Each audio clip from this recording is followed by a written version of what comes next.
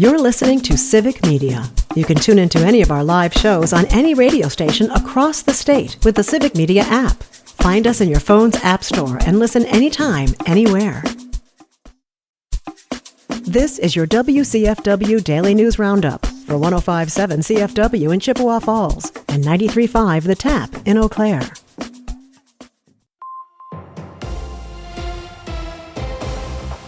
For WCFW News, I'm James Kelly. An Eau Claire man accused of pointing a handgun at someone while threatening them was arrested on Friday. According to the Eau Claire Police Department, officers were attempting to locate 47-year-old Leo Lacey regarding the incident shortly after noon. After finding his vehicle and initiating a traffic stop, Lacey allegedly drove away and later crashed in the Margaret Street and Badger Avenue area. Nearby schools entered lockdown protocols, and Lacey was taken into custody just before 2 p.m. A loaded handgun was allegedly recovered nearby. One person was killed in a 3-vehicle crash in Polk County on Friday afternoon. According to the Polk County Sheriff's Office, the crash occurred on Highway 35 in the village of Milltown at around 3:30 p.m. They say that northbound traffic on the highway had slowed down to allow wildlife to cross, causing a truck to swerve in an attempt to avoid rear-ending the slowed traffic. The truck then hit another vehicle and collided with a southbound SUV. The driver of the SUV was pronounced deceased at the scene, and the other drivers suffered minor injuries. The Rice Lake City Council is set to once again consider the purchase of the National Guard Armory building at their meeting on Tuesday night. The Wisconsin Department of Military Affairs had previously offered to sell the property to both Barron County and the city of Rice Lake. Barron County decided against pursuing the purchase, but the city of Rice Lake has been seeking public input on potential uses for the property if they purchased it. The 1,800-square-foot East Barker Street property has an appraised value of $550,000. Wisconsin Department of Health Services officials say the proposed cuts to the Supplemental Nutrition Assistance Program could cost residents as much as $314 million each year. The cuts were included in the budget bill passed by the House of Representatives last week and will now head to the Senate for consideration. A DHS report estimated that around 90,000 residents could lose their current SNAP benefits under the cuts. The cuts would also force the state to pay a portion of the program costs based on its payment error rate. State Republicans have introduced legislation that would require the Universities of Wisconsin system to offer 24-hour access to virtual mental health providers. The bill, introduced by State Senator Jesse James and State Representative Todd Novak, is based on a program already offered at the University of Wisconsin-Madison. It does not, however, include funding for the program. UW system officials say their current mental health services funding is set to expire in June, and they've included continued funding in their biennial budget request. The Wisconsin Department of Natural Resources is reminding residents to be on the lookout for turtles coming ashore to lay their eggs over the next few weeks. DNR officials say there are 11 species of turtles in the state that will be laying their eggs in shallow nests through the end of June. Some of those nests could be buried in residential yards, occasionally forcing the turtles to cross busy roadways. Residents should be on the lookout for turtles near lakes, rivers, and swamps, and share any turtle sightings with the Department of Natural Resources. The Eau Claire Police Department says they're seeing a higher number of calls to respond to issues with the unhoused population in the area. Department officials say they responded to over 3,000 calls involving unhoused people in 2024, more than half of which came from the North District of the city. The unhoused population has seen notable growth in the city over the last few years, including in the number of unhoused individuals from other areas of the state that are not able to offer as many support services as the city of Eau Claire can. United Way, St. Croix, and Red Cedar Valleys is among the nonprofits selected to administer and distribute $2 million in grant funding from the Otto Bremer Trust. United Way, Wisconsin will distribute the grant funding to local nonprofits across the state, with grant awards of up to $75,000 available. United Way, St. Croix, and Red Cedar Valleys serves residents in the northwest Wisconsin region, including Burnett, Dunn, Pepin, Pierce, Polk, and St. Croix counties. Local nonprofits can submit their applications for the grant funding online. Democratic state lawmakers introduced new legislation on Thursday to continue supporting the Child Care Counts program. Governor Tony Evers had requested a $480 million investment in child care programs across the state in his biennial budget proposal, a measure that was later removed by Republican lawmakers. The newly proposed legislation calls for that $480 million separately from the budget proposal. The program was originally funded by the American Rescue Plan Act and is set to expire in June.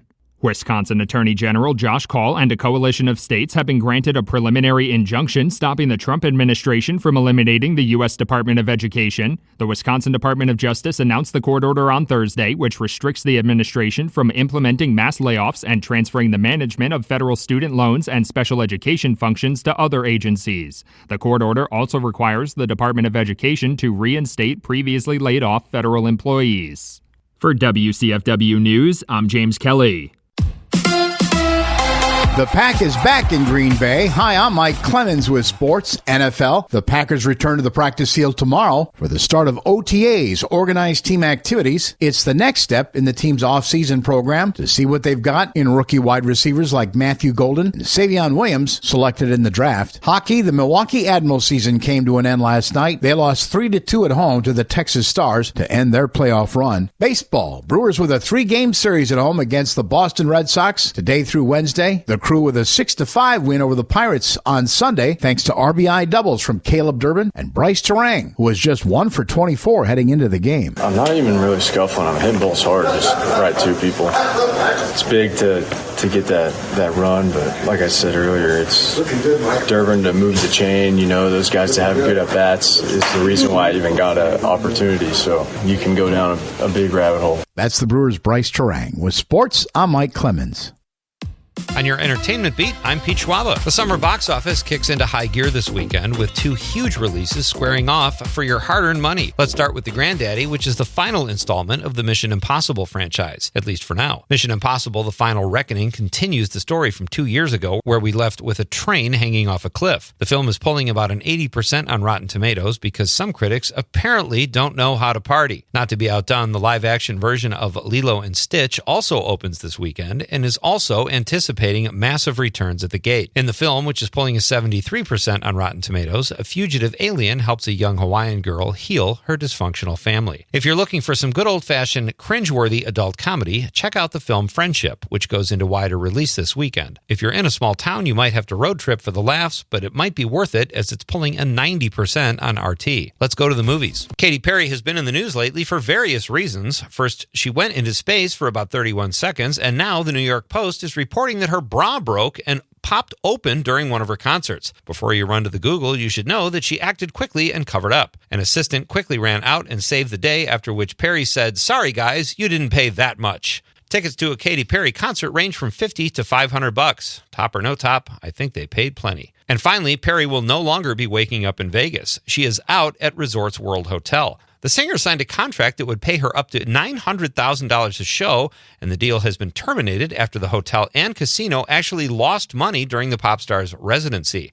This was after there was a bidding war for Perry's talents between World Resorts and Caesars Palace. The Perry residency lasted from 2021 to 2023. George Wendt passed away earlier this week. Most people know him as Norm from Cheers, where he spent 11 seasons and was the only cast member, including Ted Danson, to appear in all 275 episodes. In addition to Cheers, his credits include Fletch, Airplane 2, Outside Providence, and of course, Bob Swirsky, one of the Chicago superfans. Here are a couple fun facts about George Wendt. He got his start in Chicago at Second City, but his first job there was sweeping floors.